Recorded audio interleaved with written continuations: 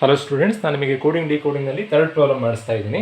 If Dhoni is coded as CFLJD then Kohli is coded as dash.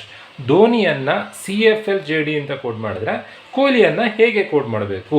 First ನೀವು ಲೆಟರ್ಸನ್ನು ಬರ್ಕೊಳ್ಬೇಕು. A ಇಂದ Z ತನಕ ಬರ್ಕೊಳ್ಳಿ. ABCDFGHKLMNOPQ RSTUVWXYZ ಲೆಟರ್ಸನ್ನು ಬರ್ಕೊಳ್ಳಿ.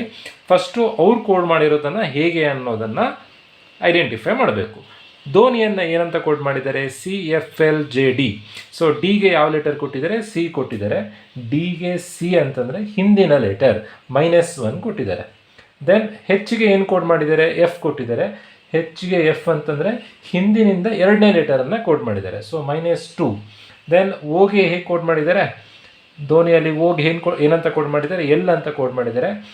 ಓ ಎಲ್ ಅಂತಂದರೆ 1 2 3 ಹಿಂದಿನಿಂದ -3 ಹಿಂದಿನಿಂದ ಮೂರನೇ ಲೆಟರನ್ನು ಕೋಡ್ ಮಾಡಿದ್ದಾರೆ. ದೆನ್ ಎನ್ನಿಗೆ ಜೆ ಅನ್ನು ಕೋಡ್ ಮಾಡಿದ್ದಾರೆ. 1 2 3 4 ಹಿಂದಿನಿಂದ 4ನೇ ಲೆಟರು. ದೆನ್ ಐಗೆ ಡಿ ಕೋಡ್ ಮಾಡಿದ್ದಾರೆ.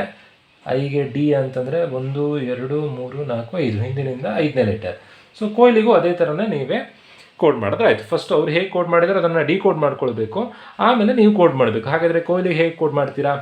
ಕೊಹ್ಲಿಗೆ ಹೇಗೆ ಕೋಡ್ ಮಾಡಬೇಕು ಅಂತಂದರೆ ಫಸ್ಟು ಕೆಯ ಹಿಂದಿನ ಲೆಟರ್ -1. ಕೆಯ ಹಿಂದಿನ ಲೆಟರ್ ಯಾವುದು?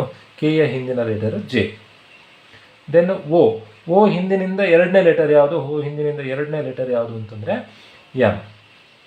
ದೆನ್ ಹೆಚ್ ಹಿಂದಿನಿಂದ ಮೂರನೇ ಲೆಟರ್. ಹೆಚ್ ಹಿಂದಿನಿಂದ ಮೂರನೇ ಲೆಟರ್ ಯಾವುದು? GFE.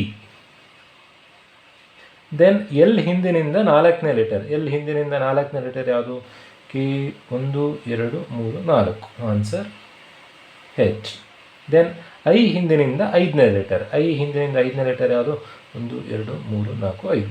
Answer T. So ಧೋನಿಯನ್ನು CFLJD ಅಂತ ಕೋಡ್ ಮಾಡಿದ್ರೆ ಕೊಹ್ಲಿಯನ್ನು JMEHD ಅಂತ ಕೋಡ್ ಮಾಡಬೇಕಾಗತ್ತೆ.